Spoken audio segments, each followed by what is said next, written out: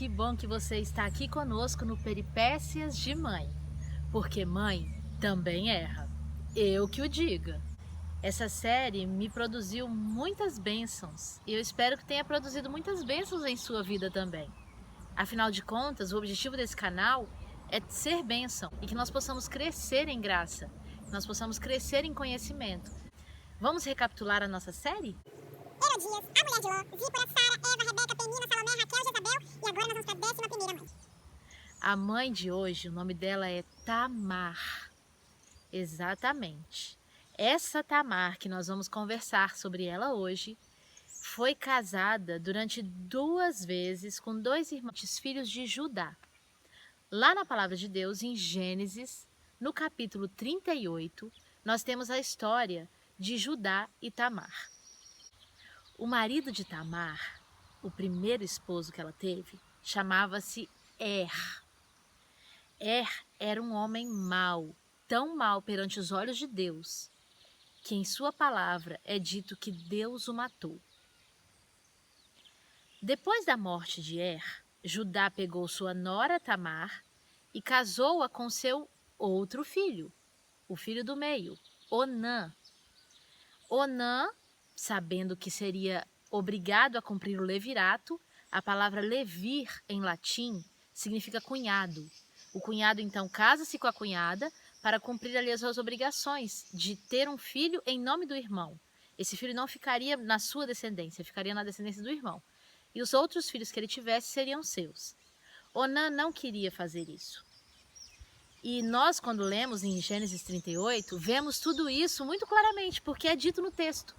Mas quem vivia na época, como o sogro dela, Judá, não dava para saber. A impressão que ele tinha, talvez, fosse de que cada filho que ele dava para ela morria, porque Onã também morreu após ter deixado seu sêmen cair à terra para não gerar filhos em Tamar. A atitude egoísta de Onã foi a causa da sua morte. E pela segunda vez, Tamar ficou viúva. Judá pede então para Tamar ir para a casa do seu pai e esperar até que Selá cresça para que ele lhe dê então Selá como marido. E o que aconteceu? Judá não deu Selá para ela. Selá cresceu, ela sabia que ele já era homem, e ali Tamar ficou na casa do seu pai, aguardando, e ela teve uma ideia. Olha a ideia que ela teve. Ao ficar sabendo que seu sogro havia ficado viúvo, Tamar se preparou, tirou sua roupa de viúva, colocou uma roupa de prostituta cultual, que eram prostitutas que ficavam a serviço dos deuses, para que as pessoas pudessem então adorar os deuses ao praticar relações com elas. E ela colocou um véu sobre seu rosto, e quando veio Judá e o seu amigo, e eles encontraram com Tamar, eles não sabiam que era Tamar. E Judá então diz a ela que quer deitar-se com ela, e pergunta qual seria o preço. E ela diz então, depois deles terem praticado o ato, que se ele deixasse o seu selo, a assinatura de um homem em qualquer documento da época, e também o seu cajado, ela aceitaria isso como penhor. O selo e o cajado em lugar da ovelha que ele deixaria depois com ela e pegaria de volta esse penhor. O penhor era mais caro do que a ovelha. Ela estava grávida do sogro. Povos assírios e povos fenícios tinham o costume de cumprir o levirato, se não com os irmãos do homem que havia morrido, com seu pai. Entre o povo, que eram os filhos de Jacó, os filhos de Israel, não tinha esse costume. Mas naquela região de onde Tamar havia vindo, havia esse costume. Mas não da forma como ela fez. Era feito às claras. Quando Judá ficou sabendo que Tamar estava grávida, ele resolveu puni-la com a punição mais severa da época. Ele mandou chamar uns homens para pegar Tamar, levar para fora da casa dela e queimá-la. O Código de Hammurabi, um código que não está na Bíblia, mas que é conhecidamente a primeira escrita de lei da humanidade, 2 crimes que são passíveis de morte queimado. É ser um devoto, um religioso, e fazer uma taverna, construir um bar, hoje em dia. Ou beber numa taverna, sendo um devoto, porque os devotos não poderiam beber nada alcoólico. O segundo crime que o Código de Hammurabi prescreve, a morte queimado, é o crime de você roubar uma casa e ser descoberto enquanto rouba. Quando Judá resolve que Tamar deve ser queimada, ela dá uma resposta muito simples para ele. Ela envia o selo com o cordão e o cajado.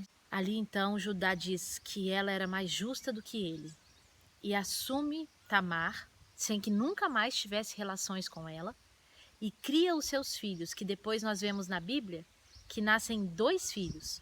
O primeiro coloca a mão para fora, a parteira amarra um barbante, uma fita na mão dele, e ele não sai primeiro, ele volta a mão dele e o outro irmãozinho sai. O primeiro que sai é Pérez e o segundo é Zera. Zera é quem tem o pulso com a fitinha. Como Pérez consegue sair à frente de Zera, a parteira chama Pérez então deste nome, que significa rompimento. Ele conseguiu romper a saída do irmão que já havia colocado a mão para fora para sair primeiro e saiu na frente. Pérez está na ascendência do rei Davi e, portanto, na ascendência de Jesus. Ele era filho de Tamar e de Judá. Nós podemos ver nessa história que há sim lições para nós tirarmos. Embora nós saibamos que os maiores erros não foram os de Tamar. Como ela também errou, nós estamos mencionando Tamar, porque ela mentiu e ela se disfarçou, mas Onã e Judá eram homens completamente envoltos em erros. Tamar sofreu muito. Só que o sofrimento, ele é justificativa para a gente errar? A Bíblia diz que todo erro será perdoado se for confessado, mas para ser confessado precisa ser assumido. Justificar não resolve. Muitas vezes nós falamos, mas eu fiz isso porque fizeram primeiro comigo. Essa justificativa no tribunal de Deus não funciona. O que Deus ensinou e nos pede, caso nós não cumpramos, devemos nos arrepender, sem terceirizar a culpa e assumir o nosso pecado, e assim nós receberemos o perdão. Constantino foi o último imperador do Império Romano do Oriente. A cidade a que ele deu seu próprio nome, Constantinopla, era a sede do seu governo, que hoje nós chamamos de Istambul. Constantinopla era uma cidade grandiosa, com 3 muralhas reforçadas e que não havia sido derrotada por 27 exércitos que haviam tentado. Mas, em 1453, o cerco durou aproximadamente 3 meses.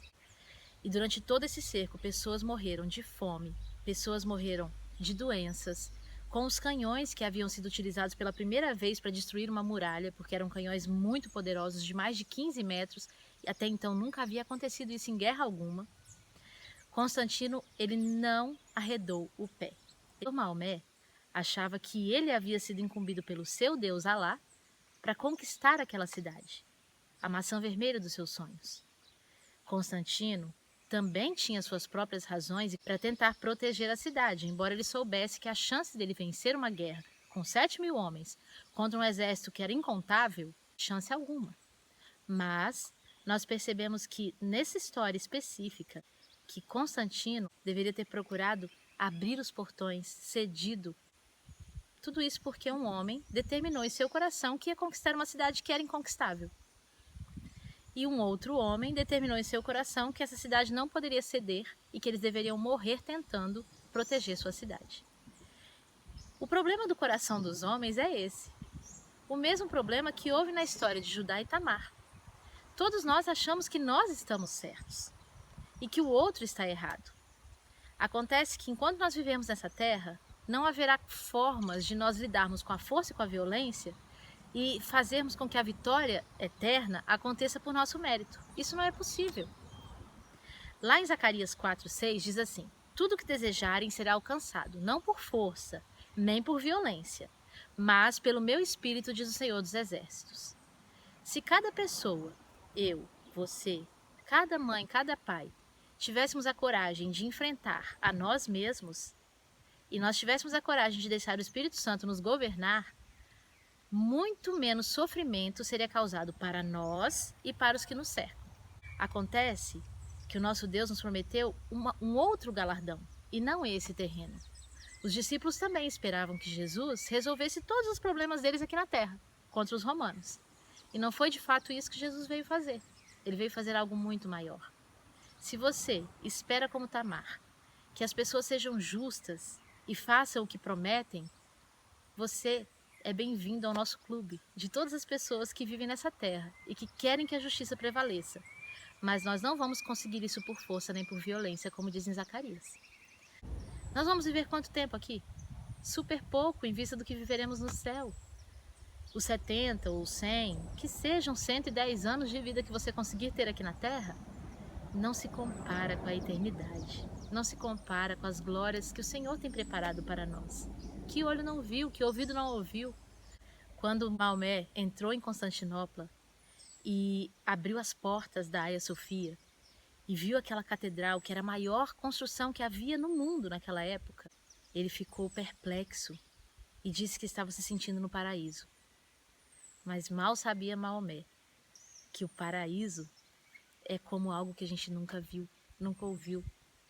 E que a gente vai ter muito mais do que uma catedral para visitar, para olhar, para contemplar quando a gente for para a eternidade. Nós vamos ter todo o universo. Vamos sonhar com esse momento, como muitas pessoas sonharam no passado, com o momento da sua justificação, da solução dos seus problemas, que nós possamos sonhar com esse momento, que vai ser de fato o momento da resolução de todos os problemas.